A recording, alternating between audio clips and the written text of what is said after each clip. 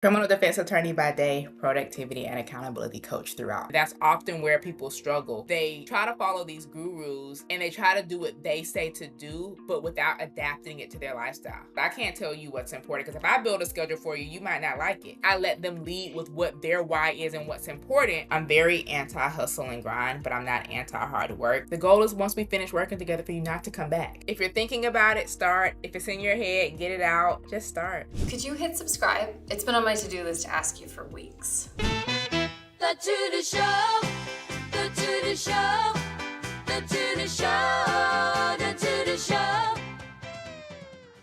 I love to start every interview by saying, how do you normally answer the question, what do you do? Criminal defense attorney by day, productivity and accountability coach throughout. But I guess it would depend on what setting. But for podcast purposes, that will be my normal. What does your court to-do list look like versus a coaching to-do list? They're similar in the sense that I like to write. So I put both on there in the sense that home, because business is from home, I write my personal stuff and my coaching stuff like on the same list. But then at work, I have my work list. So they're both essentially about what are my non-negotiables and what is my focus for the day. So in life and in coaching, that might look like one thing, and at work, it's probably going to involve court, clients, and things like that. But they both are similar. I structure them similarly, just in two different settings, two different planners. Would you ever want to do this full time and give up your law career, or do you want to do both forever? In my opinion, in my head, I want to do both forever. I love law. I love being in a courtroom. I love arguing. I remember when I first kind of started coaching, somebody asked me like law versus coaching, like they seem so differently. And I'm like, well, I'm a defense attorney, so I don't choose my clients. I don't choose my cases. And so I look at coaching similarly in the sense that, yes, I have some say on a client in the sense of if you come to me, I can say, no, I don't think I can help you, or yes, I can. But I can't make you sign up to work with me. Just like I can't make you choose what your problem is. And so I look at coaching and law in a similar way. Like I'm given these lemons of problems, cases, or clients, whatever you want to call them, and I have to make the best form of lemonade. So what's the best solution we can come up with out of this? And so to me, they're similar, I guess, in that sense. And so ideally, I would do both for as long as I can. I don't have an intention of stopping law. So the plan is to do both. That's awesome. I'm happy to hear that you love both so much. How has productivity coaching changed how you approach your legal workload? Honestly, it's because of that and the way I live life that I got into coaching. So for me, coaching came about because other people were like, how do you do all these things? Like, how do you have this like work-life balance? How do you have all this structure? And I'm like, everybody doesn't do this. And so for years, people were telling me, you should be a coach. And I was like, I don't have time for that. Full-time attorney, no time to add anything else on my plate until the pandemic happened. But then you've kept it going. So you're still a full-time attorney and you're running a successful coaching business. What is your secret? How are you managing it? Structure. Knowing I'm naturally a morning person. I'm going to tell you what time I wake up and your eyes are probably going to bug out, but I'm naturally a morning person. Maybe not this early. I wake up at 2:30 because of the fact that I'm a morning person. Wow. So I work my business, work out and all those things before going to work. And then I use my lunch breaks at work to work on my business. And then when I come home, I have an hour or so before bedtime because I go to bed at 8:30, I guess, to work on the business. So it's being structured, is being intentional, is knowing when I work best. And I know that morning hours are best for me in terms of productivity, focus, energy, clarity, all of those things. So I try to structure and put those higher impact tasks that involve more of my brain power in that part of my day. Very smart. What do you schedule things for balance, like the things to support you and keep you powered up to do all of these things? Or do those things make it to the to-do list, or do you just know, oh, I'm going to do these like 5 things to keep myself sane and balanced? Both. Like if you look at my phone planner, like my calendar on my phone, they're not on my phone calendar, but on my paper to-do list, like I time block out my day every day and I always write like workout, do my morning routine, even if I know that I'm going to do them. Like today I worked from home for work, and when I work from home on a Friday,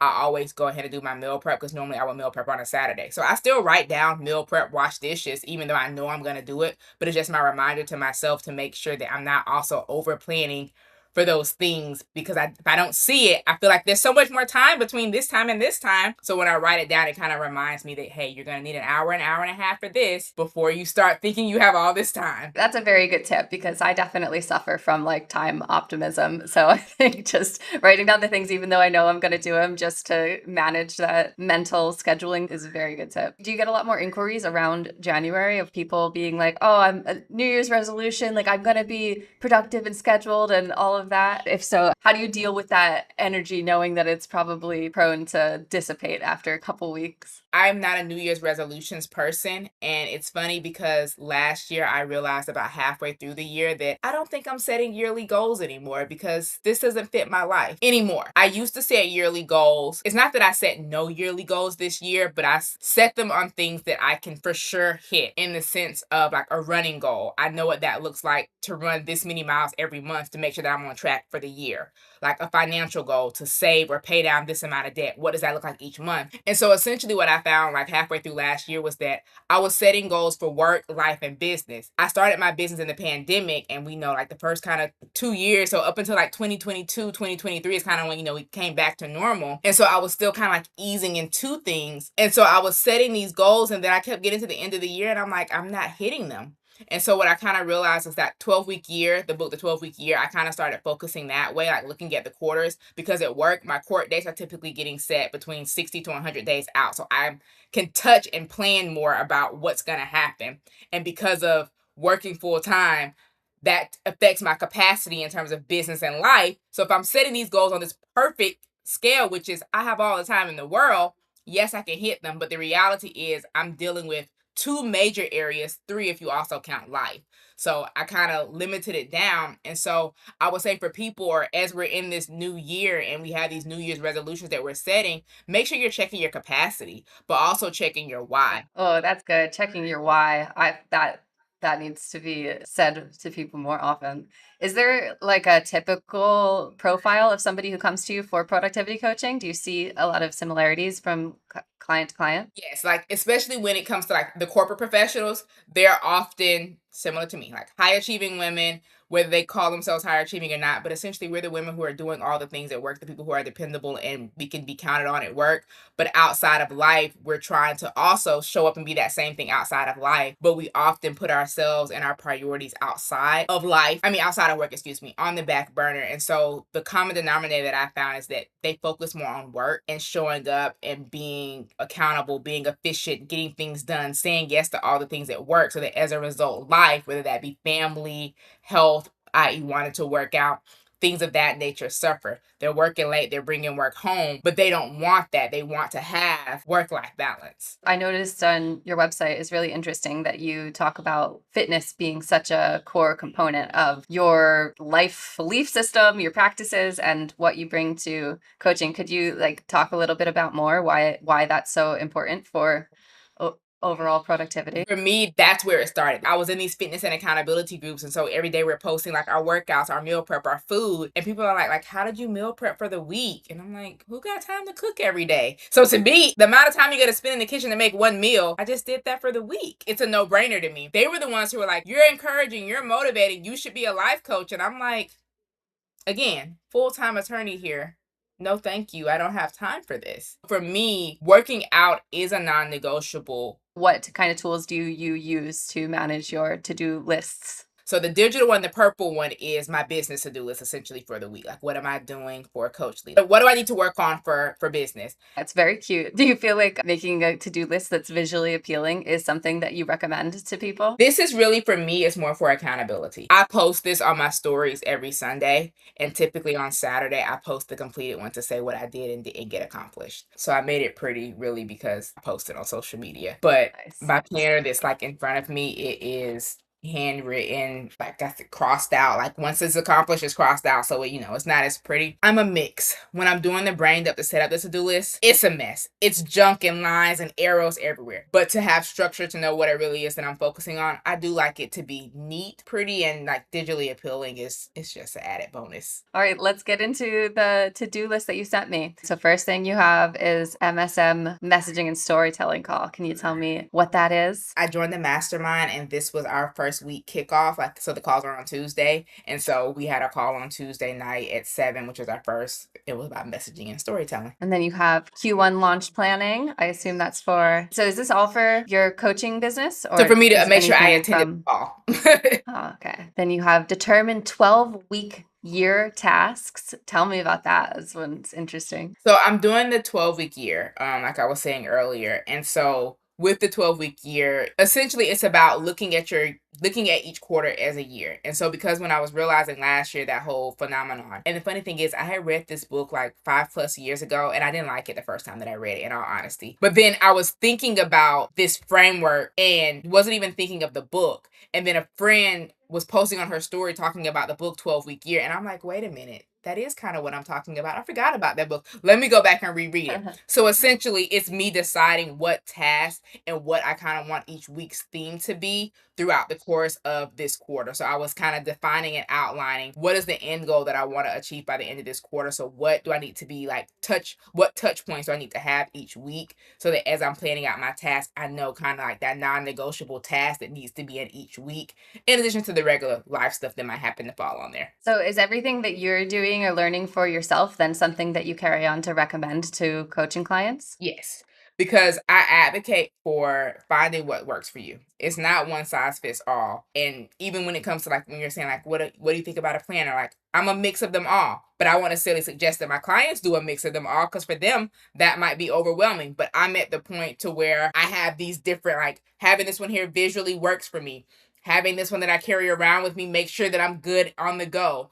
And so as I've evolved, I've adapted different things, but I've also let go of some things. And so, yes, everything that I learn is a learning moment for me and for me to share, for me to help figure out what is going to work best for my clients. Because if I'm like, hey, you're a digital person, I tried this method, it didn't work for me for these reasons, but here's why I think it might work good for you. Nice. That's awesome. Yeah. Launching this podcast, I did a lot of research and wrote like a little ebook about all of the different productivity archetypes, basically. And now having interviewed several people and seeing like, oh, wow, there really are types, and just like personality types. And it's really interesting to realize that there is no one size fits all solution. It's all like you have to work with kind of your natural archetype in order to actually get to productivity. Exactly. You have a lot of going between kind of creative brainstorming and then like admin stuff. How do you budget your energy, and do you block them off when you have both of those kind of different brain tasks on your list? So it kind of by the day. So typically weekends is more the admin stuff. So like business credit card isn't checked off yet because it's not the weekend, and that's what I'm gonna finalize. I need to finalize the tax year and stuff. So I didn't put that on there because I wasn't sure if I was gonna finish that.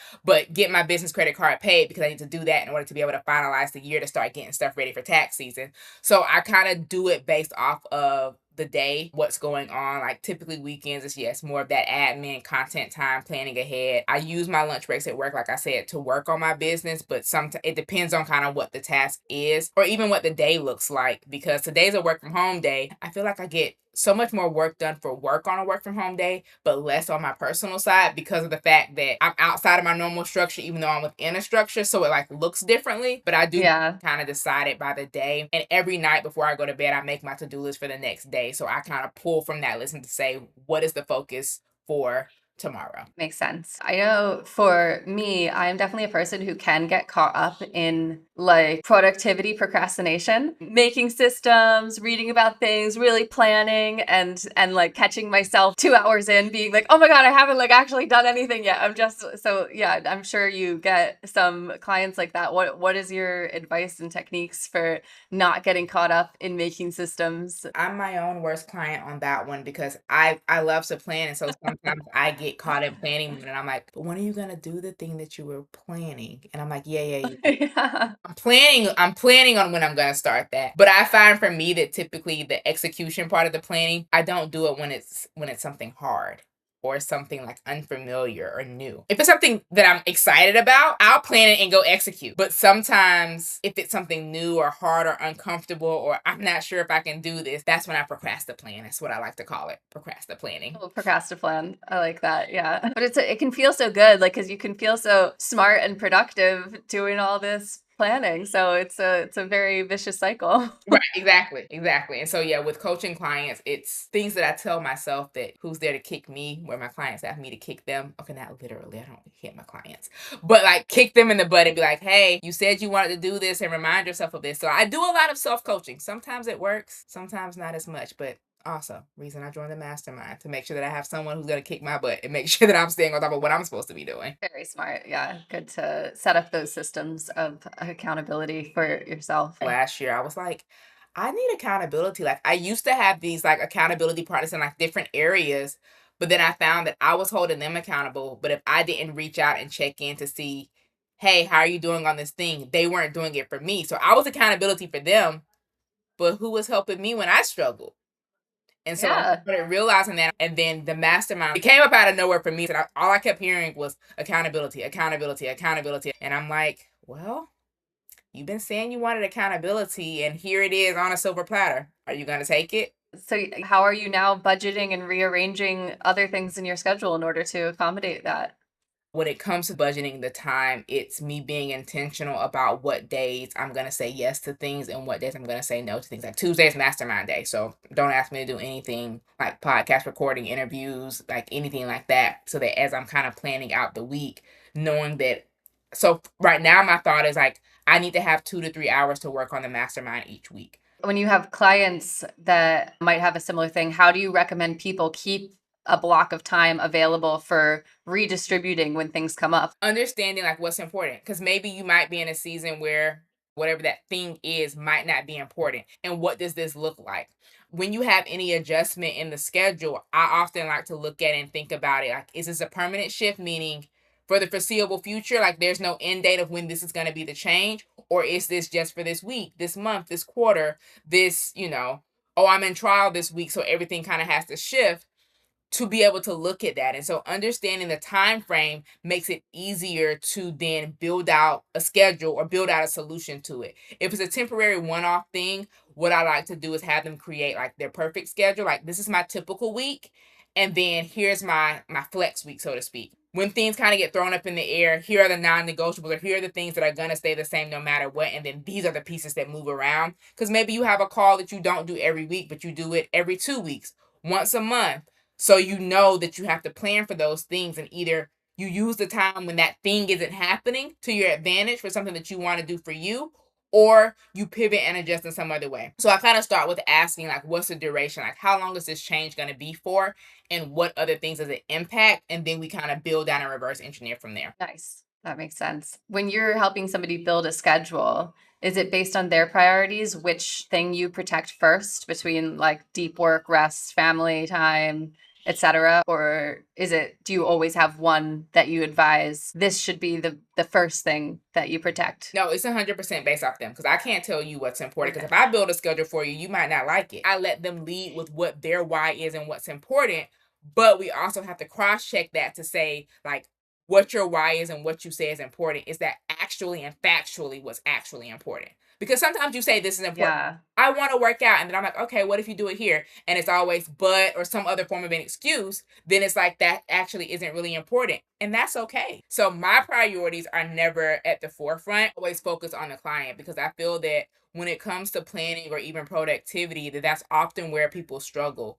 They try to follow these gurus, and they try to do what they say to do, but without adapting it to their lifestyle.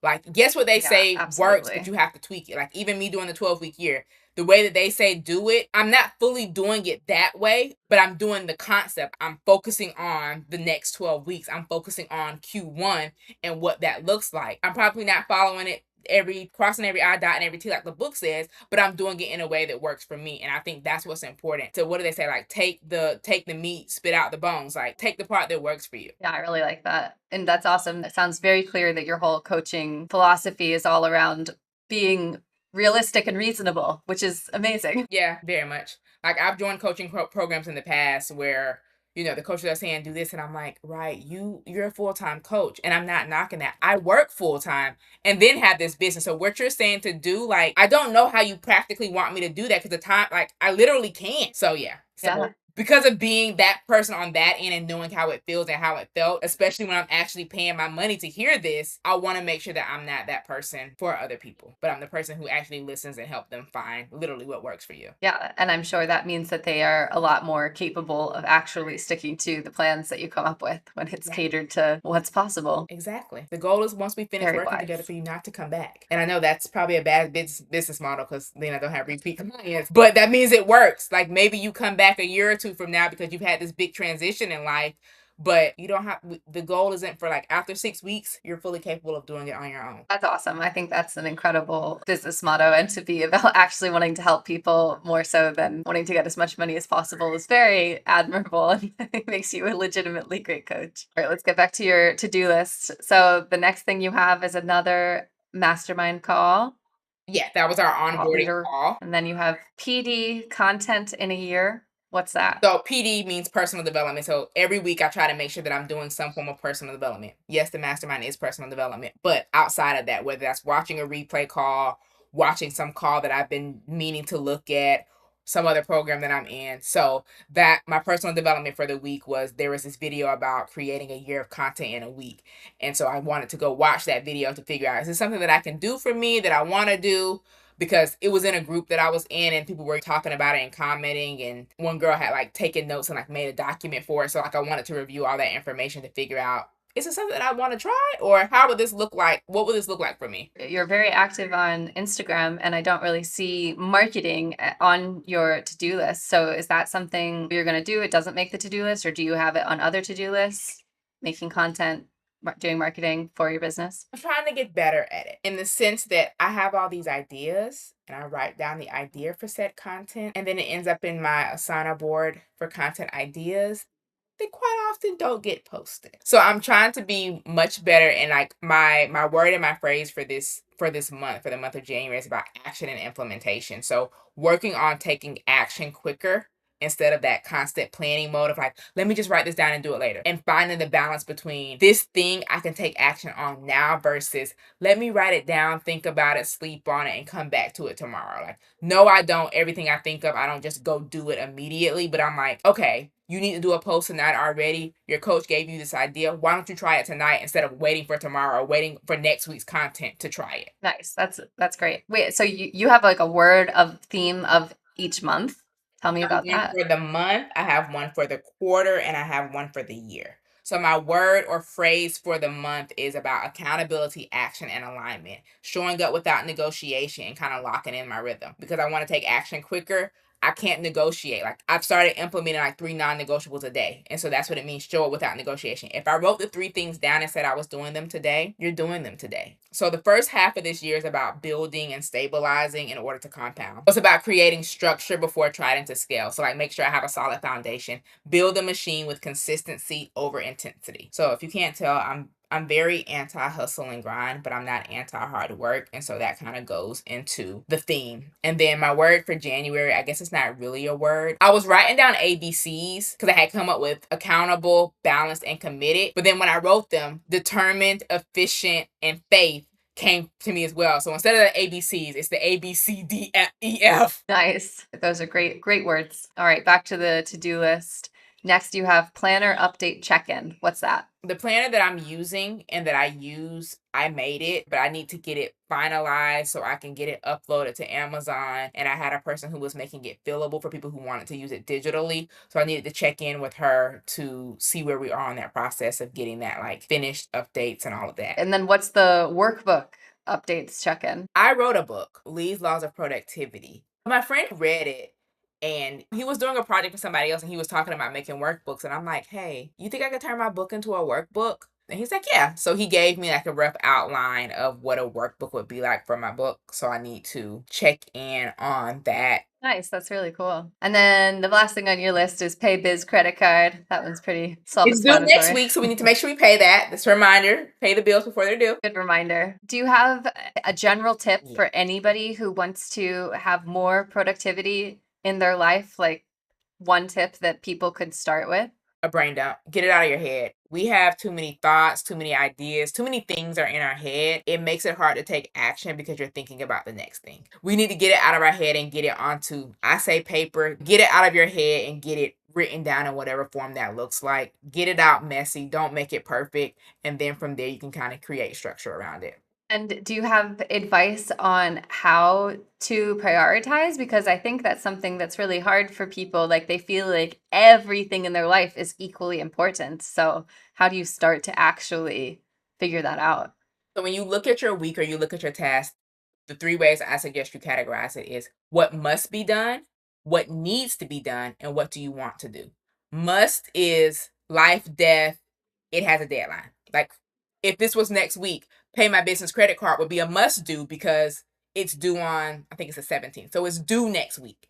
So right now it's a need to do because by next week it's going to be must do.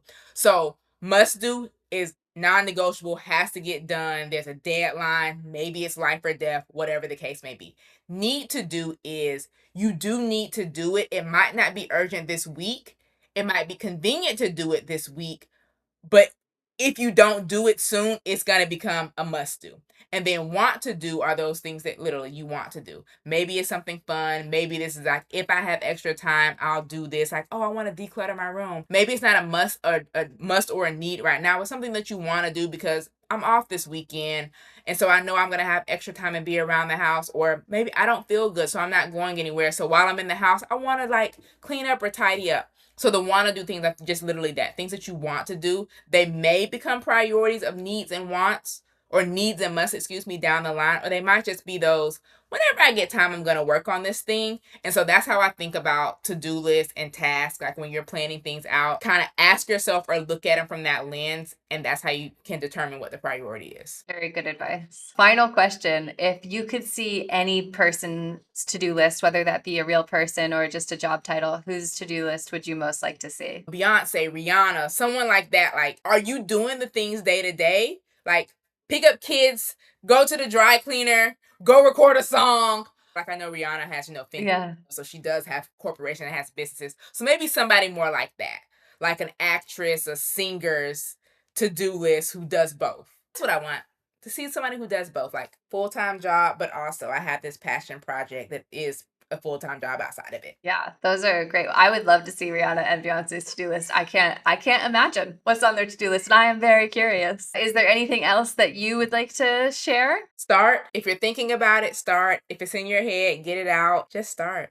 Very good advice. Thank you. Thank you so much for doing this. I learned a lot. You are very inspiring, and especially because you're so realistic. Like it's inspiring because it feels possible rather than this far off, unattainable, dreamy thing. Like, yeah, you're very grounded. Thank you. Thank you. Thank you for sharing your wisdom. I will tag you in all of the content and everything and put all of your information on the website. So go check out Coach Lee, everybody.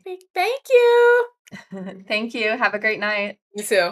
I'm Jen Tracy, and you've been watching The To-Do Show. If you're curious about how other people tackle their days, and honestly, who isn't, there's another conversation right here that'll probably surprise you. Go check it out. And here's something interesting. There's actually research showing that people fall into 8 distinct patterns when it comes to how they organize their lives. Productivity and psychology experts like Adam Grant and Gretchen Rubin have been studying this for years. We built a quiz based on that research, and people keep telling us it's weirdly accurate. It takes about 5 minutes, and you'll understand why certain systems work for you and why others never stick. Head to thetodoshow.com or check the link in the description to take the quiz. And please, please, please hit subscribe, and you can check that off your to-do list. The To-Do Show.